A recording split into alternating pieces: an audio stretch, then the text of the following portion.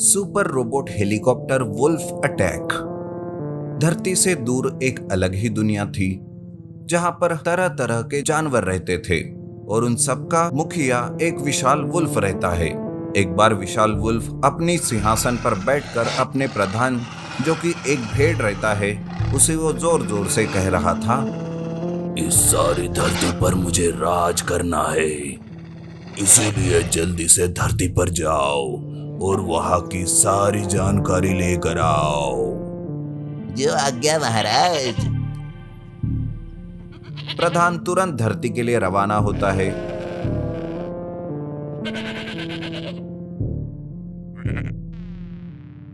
और कुछ ही दिनों में वो एक गांव में आ जाता है।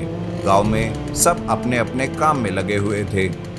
गाड़ियों को घूमते हुए देख, इलेक्ट्रिक की तारे देख उसे कुछ अलग ही महसूस होता है।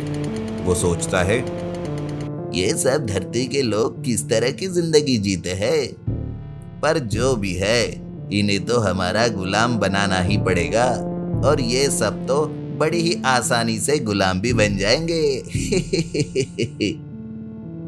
ऐसा सोचकर वो विशाल भेड़ गांव के अंदर घुसकर जोर जोर से चिल्लाने लगता है। बड़े से भेड़ को देखकर लोग भी चकित हो जाते हैं, पर वो डरते नहीं बल्कि उसे देखकर वो अनदेखा कर देते हैं और अपने अपने काम पर लग जाते हैं। तब भेड़ मन ही मन में सोचने लगता है, अरे ये सब मुझसे डर क्यों नहीं रहे हैं? ये लोग तो ऐसे पेश आ रहे हैं जैसे कि मैं इनके सामने खड़ा ही नहीं हूँ। भेड़ ऐसा सोचकर लोगों को डराने के लिए वहां रखी हुई गाड़ियों को उठाकर फेंकने लगता है। वो बड़े बड़े पेड़ों को उखाड़ फेंकता है। अब वो लोगों पर हमला करने ही वाला था कि तभी वहां संतोष अपने हेलीकॉप्टर से आ जाता है। संतोष का हेलीकॉप्टर नीचे उतरते उतरते एक रोबोट में बदल जाता है और वो रोबोट उस भेड़ पर हमला करता है। रोबोट के वार को भेड़ समझ ही नहीं पाता और वो वहां से गायब होकर अपनी दुनिया में चला जाता है और विशाल वुल्फ से कहने लगता है, महाराज धरती के लोग तो बड़े ही निडर है और साथ साथ उनका बॉस तो एक अलग ही चीज से बना हुआ है जिसका हम सामना ही नहीं कर सकते। मैं तो जैसे तैसे अपनी जान बचाकर भाग आया हूँ। क्या कहा? अरे मूर्ख, ये बोलो कि तुझ में हिम्मत नहीं है, डरपोक कहीं के वहां से भाग आए हो। तुम्हें तो जीने का कोई अधिकार नहीं है। वुल्फ बहुत ही गुस्से में आता है और वो अपने ही प्रधान भेड़ को मार गिराता है और सोचता है, आखिरकार अब धरती पर जाकर मुझे ही देखना होगा, पर वो जो कोई भी है मेरे सामने वो टिक ही नहीं पाएगा। धरतीवासियों को तो मैं अपना गुलाम बना के ही रहूंगा। वुल्फ अपने साथ अपनी पूरी फौज लेकर धरती पर जाता है। उस गांव में वो पहले अपनी फौज भेजता है और गांव पर हमला करने के लिए कहता है। वो फौज लोगों को घरों से बाहर निकालकर मारने लगती है। छोटे बच्चे भी डर के मारे रोने लगते हैं। गांव वाले अपनी जान की भीख मांगने लगते हैं।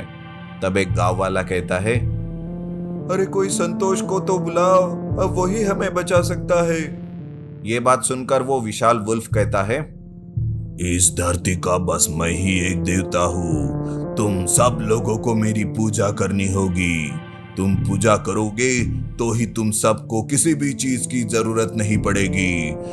सब लोग मेरी पूजा करो। हम तुम जैसों की गुलामी करने से अच्छा है जान देकर खुद को मार दे। अच्छा, तो फिर ठीक है। अब तो इस गांव का कोई भी नहीं बचेगा और शुरुआत तो छोटे छोटे बच्चों से होगी। विशाल वुल्फ अपने फौज से कहकर छोटे छोटे बच्चे को पकड़ने के लिए कहता है। सारे छोटे बच्चे एक जगह पर इकट्ठा कर लिए जाते हैं। अब बस उन बच्चों को मारने ही वाले होते हैं कि तभी वो हेलीकॉप्टर से संतोष वहां आता है। संतोष और हेलीकॉप्टर को देखकर सारे गांव वाले खुश हो जाते हैं। वो कहता है, हे विशाल वुल्फ, अपनी ताकत इन मासूम बच्चों पर दिखा रहा है। हिम्मत है तो मेरे रोबोट के साथ लड़कर दिखाओ। अच्छा, तो तू है वो जो अजीब है। कहाँ है तुम्हारा रोबोट? अभी देखता हूँ उसे। संतोष अपने हेलीकॉप्टर को रोबोट में बदल देता है।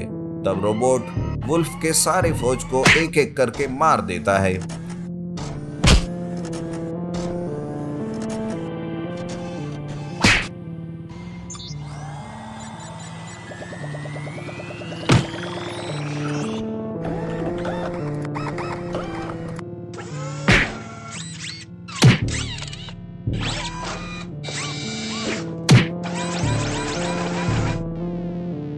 बाद में उस वुल्फ और रोबोट के बीच में भयंकर लड़ाई शुरू हो जाती है।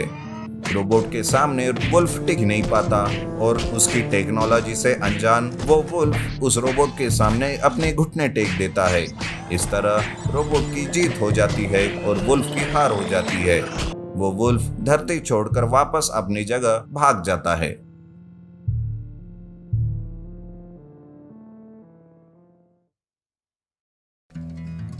Magical giant mango bike robot. Roshan अपनी बाइक से जंगल के रास्ते से शहर जा रहा था कि बीच में ही एक पत्थर से वो टकराते हुए बाइक से नीचे गिर जाता है, जिस वजह से उसकी बाइक का बहुत नुकसान हो जाता है। ये देखकर वो कहता है, अरे ये पत्थर बीच रास्ते में कहाँ से आ गया? कितना नुकसान हो गया मेरा अब। रोशन उस पत्थर को दूसरी जगह उठाकर रखने के लिए उसे हिलाने लगता है। वो पत्थर बाजू हटाकर अपनी टूटी हुई बाइक लेकर रोशन अपने इंजीनियर दोस्त विकास के पास जाता है। लेकिन उधर पत्थर हटाने के बाद वहाँ पर जो गड्ढा बनता है उसमें से एक शैतान बाहर निकलता है और वो उसी गांव के अंदर आता है जहाँ रोशन जाता है। रोशन अपने दोस्त विकास के पास जाकर बाइक कैसे टूटी ये बताता है। तब विकास कहता है, ठीक है रोशन, तुम टेंशन मत लो, मैं तुम्हारे बाइक को पूरी तरह से अच्छे से रिपेयर करता हूँ और जब तुम इसे वापस लेने आओगे तब देखना तुम भी चौंक जाओगे। ऐसा कहकर विकास रोशन की बाइक को रिपेयर करने लगता है और उसमें नए फीचर्स डालकर उसे नया बाइक रोबोट बनाता है। दूसरे दिन जब रोशन अपनी बाइक लेने आता है तब विकास उसे उसकी रोबोट बाइक दिखाता है और उसे एक रोबोट को ऑपरेट करने वाला रिमोट भी देता है। ये देखकर रोशन कहता है, अरे वाह विकास, तूने तो सच में चमत्कार कर दिया। इस बाइक से तो मैं अब कुछ भी कर सकता हूँ। रोशन अपनी बाइक को लेकर घर चला जाता है। रात का समय होता है, सभी गांव वाले गहरी नींद में होते हैं कि तभी वो शैतानी साया रोशन के रोबोट बाइक में समा जाता है और बिना रिमोट के ही वो बाइक रोबोट में बदल जाती है और गांव में तबाही मचाने लगती है। तभी इस तबाही की आवाज सुनकर लोग जाग जाते हैं और देखते हैं कि रोशन की वो बाइक रोबोट घरों को तोड़ रही है। सारे लोग रोशन के घर जाते हैं और उसे आवाज देने लगते हैं। आवाज सुनकर रोशन बाहर आता है और कहता है, अरे क्या बात है, क्या तुम गाँव वालों को नींद नहीं आ रही है क्या? कम से कम मुझे तो सोने दो। ये बात सुनकर एक गाँव वाला कहता है, अरे बेवकूफ, जरा अपनी आंखें खोलो और देखो तुम्हारे रोबोट ने क्या तबाही मचा रखी है गांव में। ये बात सुनकर रोशन चौंक जाता है और अपने घर में बाइक को ढूंढने लगता है, लेकिन बाइक वहाँ पर नहीं रहती। तब वो घर के बाहर आकर देखता है तो गांव में तबाही मचा रही रोबोट बाइक उसी की रहती है। उसको यकीन हो जाता है कि गांव वाले सच कह रहे हैं और वो सोचता है, अरे लेकिन ऐसे कैसे? ये मेरी रोबोट बाइक बिना रिमोट के चल रही है। पूरे गांव में तबाही मचाने के बाद वो रोबोट बाइक जंगल के तरफ चली जाती है। दूसरे दिन वो अपने दोस्त विकास के पास फिर से जाता है और उसे सारी बात बताता है।